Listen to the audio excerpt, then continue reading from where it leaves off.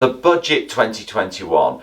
This video goes through the budget for 2021. Now I'm going to go through the main things in this video and the main impact of those things. And then in future videos I'm going to take some of those topics and do a sort of deep dive on them, and really so that I can understand and show you how they affect you and how they interplay with all the taxes that small businesses pay, so you can really get a good understanding of how the changes affect you and what you should be doing in the future to protect yourself, get what you need from the system as appropriate, and pay a sensible amount of tax. So in future videos I'll be going through all of that. So if you want to subscribe to the channel, you'll be very welcome, and I'll, as I say, keep you up to date. If you press the like button, it really helps the channel, and I'll be interested to know what you thought about the budget, and if you've got any specific questions, then please ask them in the comment section. Thank you. So the budget 2021, what were the main things? Well, taxes are going up a bit, but then there's a whole load of extensions of the existing plans to save us from the effect of the virus.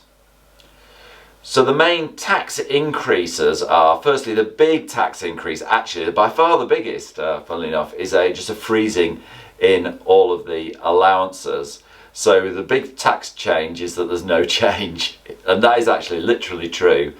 For some of the taxes, that they will have remained, the tax allowances will have stayed the same for a long period of time.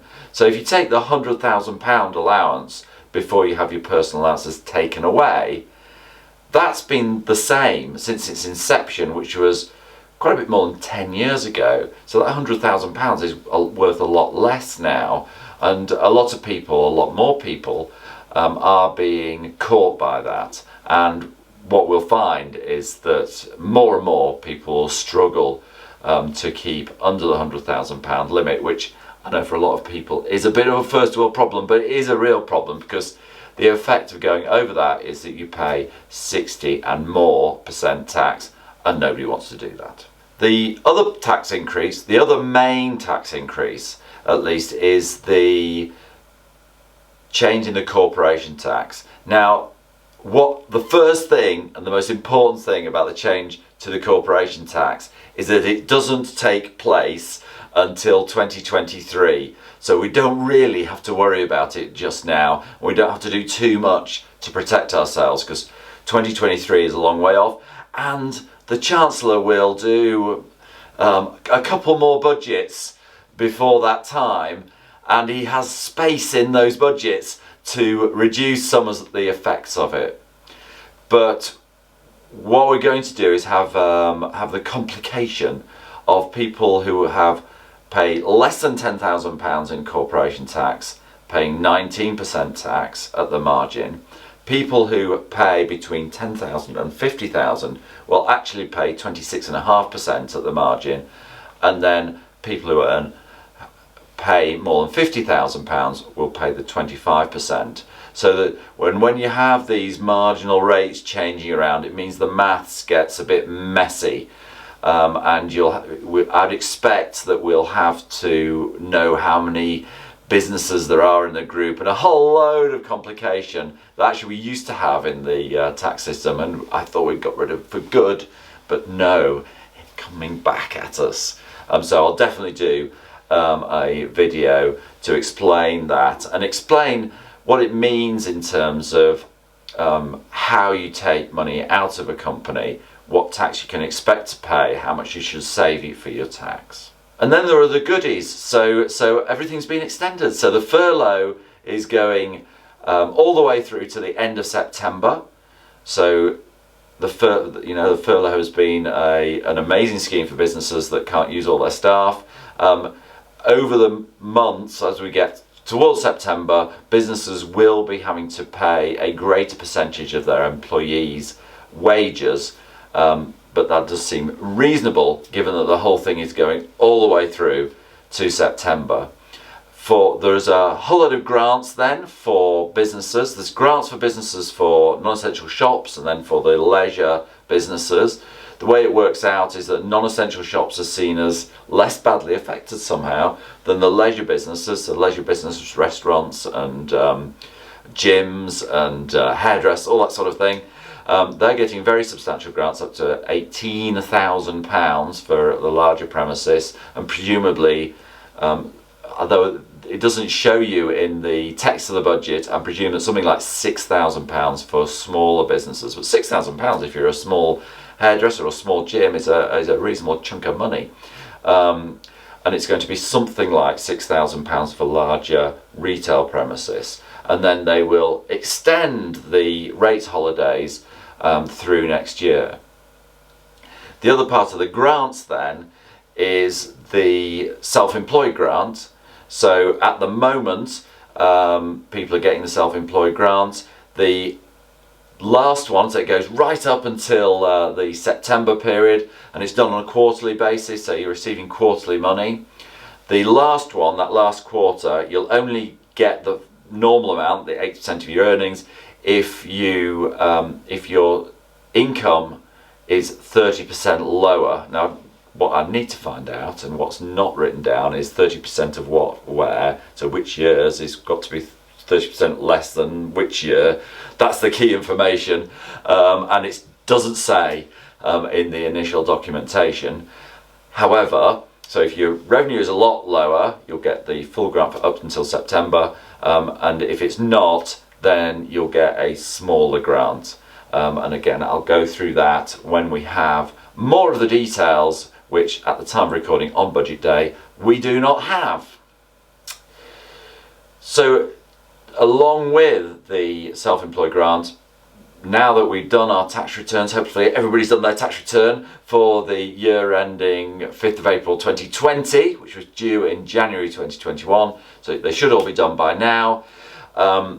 So if you were newly self-employed in that year, you should be able to get some of the grants then in the summer. So that is an improvement for people who are newly self-employed. Although that said, if you're newly self-employed, either you won't be earning very much because you were badly affected, or you're actually earning a reasonable amount of money, in which case you're not badly affected, so you don't need the money. I sort of struggle slightly with the logic of it, but those are the rules that are coming down the line, so those I would expect to benefit a lot of self-employed people. Another thing I want to talk about is the loans. So we had the bounce back loans, very, very popular. The bounce back loans end at the end of March 2021, and the CBILS loans end at the end of March 2021. It sounds like the loans that they're suggesting will be from £25,000 more. You can put them on top of your bounce back loans and presumably your CBILS loans, although I haven't seen that is the case.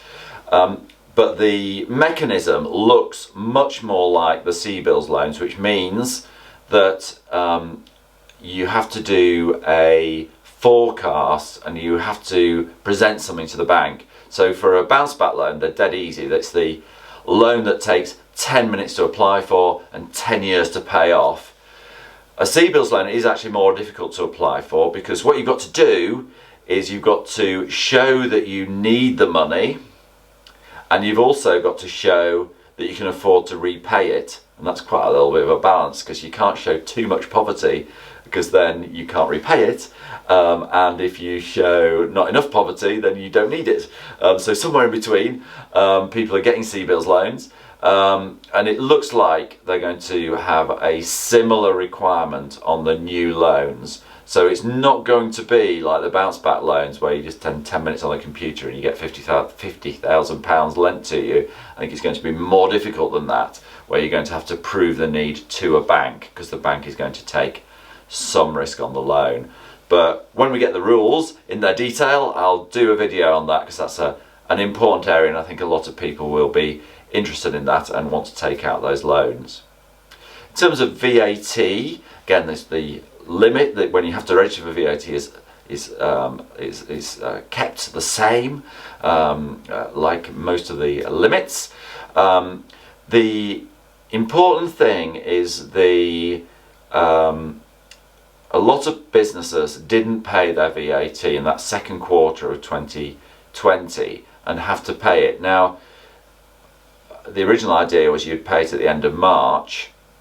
They're now saying that they've actually previously said you can pay it in 11 monthly instalments over the next tax year. And sort of when I read the document, what it's implied was that you're going to have to apply in some way and tell the revenue that you're going to pay in those instalments. So we do need to just be careful that we do pay that money off if we have taken advantage of that, delaying that payment of that one VAT. And maybe if you're worried about that, speak to us and we can see how we can place it and what we need to do with the revenue to make sure that you're complying with the rules. The other part of VAT is for the sort of leisure industry, where there's the 5% VAT at the moment, which is going to continue all the way through to the end of September, and then from September it's going to go halfway back at 12.5% before next tax year, when it's going to be at the normal 20%. So that's more help for the catering business. I just think that restaurants and stuff are just going to be packed, aren't they? From when they're open, they're just going to be packed all the way through. Even we have booked a restaurant already for May because I sort of know that they're going to be full. They're just going to be full. If you want to book a restaurant, book now. So with that and the VAT benefit, I would imagine that the restaurants are going to actually be pretty profitable once they're open. Obviously, they're losing a lot of money at the moment. So those are the main things that I want to cover in this video, the main things that affect small businesses. I haven't looked at the detailed spending plans. There are plans to help businesses with grants to help get more, to improve your training of management and stuff like that. And there are juicy large amounts for that. So I'll be interested to see what they are. There's some very generous amounts of money for apprentices, and I know that I'll be interested in looking at apprentices, because not just because I like having apprentices, but also because if you get a £3,000 grant, then that goes a long way to their costs. But the main things I think that are going to affect small businesses, the loans, the furlough, the grants, and the slightly complicated increase in the corp tax. I think those are the main things, and I will be looking at them in more detail in the future. So if you want to see those videos, then please subscribe to the channel. You will be very welcome. Pressing the like button just helps the channel, and I'd be interested to know what you think, or if there's something that you want me to look into in more depth, then please put a comment in the comment section.